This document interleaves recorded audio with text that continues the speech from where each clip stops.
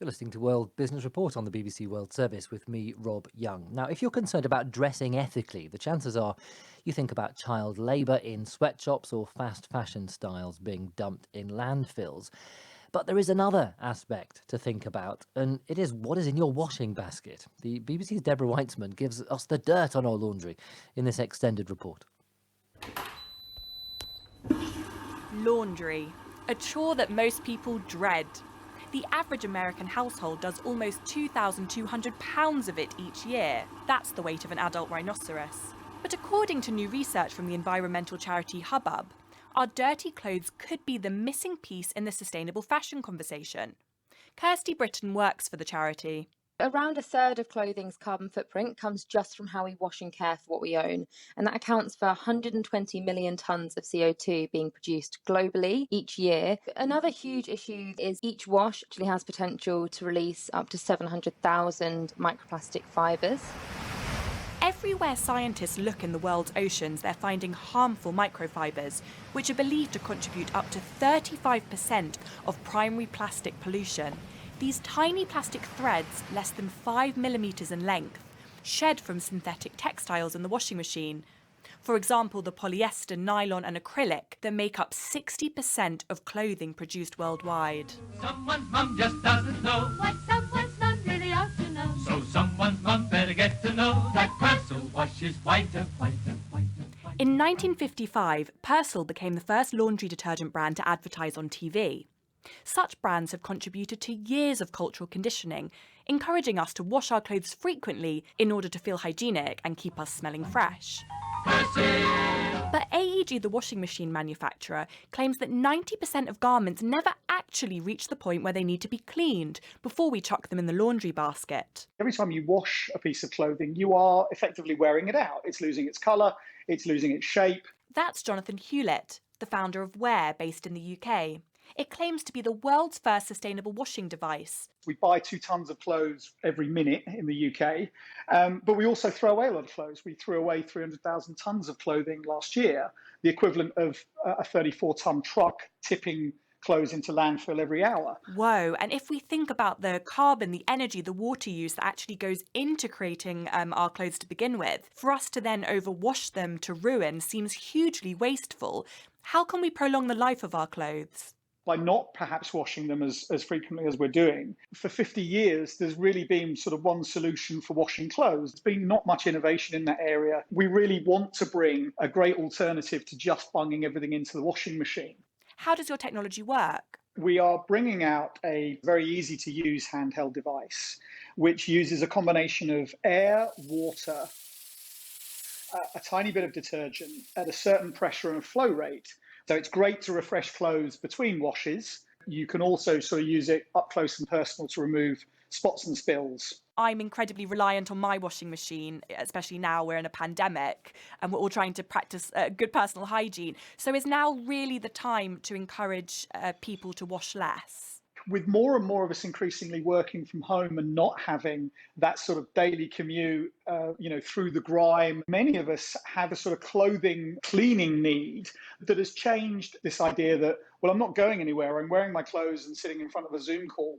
How much do they really need, washing every day? Jonathan Hewlett, the founder of Wear. But can a device like this really catch on with the public? It's a question that I put to Kirstie from Hubbub. The washing less and sort of spot washing thing, sort of dirty areas, specific stains, collars, is definitely something that might not necessarily feel second nature to some of us. And while certain things are absolutely going to need to go in the wash, if we actually think about where an item's been and whether it actually needs it, most of us will probably think twice about how much we do put in the wash, or at least holding them back so a wash can be fuller, for example, because quite often people are putting on washes that actually aren't full. The global green cleaning market is predicted to reach over $11.5 billion by 2029.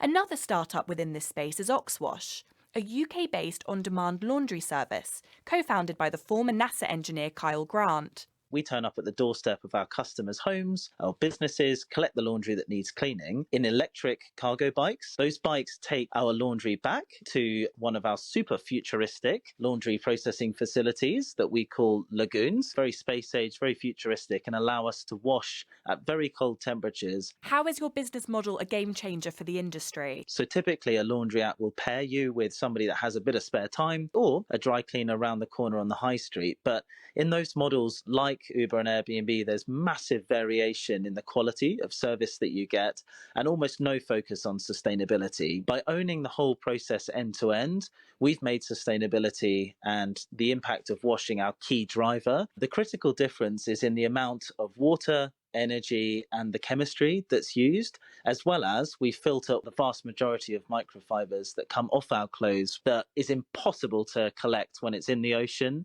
Around the globe, a slew of eco-minded fashion brands are also working hard to lighten the wash day load on the environment. Their designs boast longer-lasting materials and even anti-stink technology so that we wash less and waste less. Hi, my name is Megan Eddings, the inventor of Prima Fabric, which actually started because I was tired of throwing away my husband's stinky workout shirts. Oh, wow. So they were that bad, were they? Girl, they were rancid. And he literally to the day showers more than I do. So what's so special about your fabric? So most companies that say they have an anti-stink fabric actually apply a topical treatment, and that treatment inhibits or stops bacteria from getting into the apparel. Well, the challenge with that is that treatment washes out over time.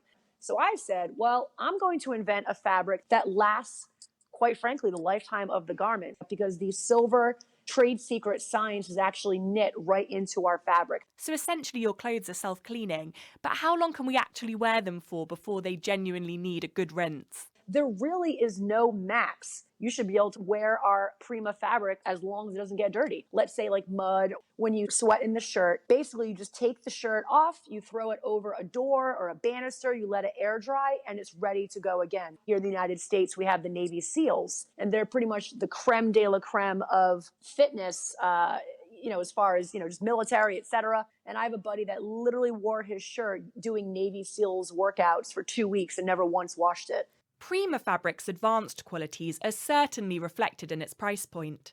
T-shirts sold online range from $62 to $122. While the material boasts a cult following in the US, I asked Megan whether some consumers might be put off or worry about the hygiene. I say to people, I'm like, whoa, whoa, whoa. We can help with your clothes not to stink, but we can't help with your body not to stink. So you still have to shower. So the biggest challenge is to get the point across to people, to tell somebody you don't have to wash your clothes that often. That's completely changing in a mindset and a culture. Essentially, people just have to try it for themselves because it's almost too good to believe. Megan Eddings in Texas. So how mindful is the British public when it comes to their laundry? I've come to London's Soho shopping district to find out. Quite conscious that I want to make sure I'm buying sustainably and I'm buying fewer items that will last me longer and perhaps spending a little bit more. But it's never really crossed my mind about the impact of laundry. In the summer, I guess I wash my clothes a lot more. You never really want to be wearing the same thing twice. You're conscious of the heat and smells and things like that.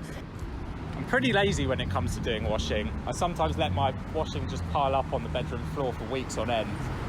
I guess without even knowing it, I'm saving the planet.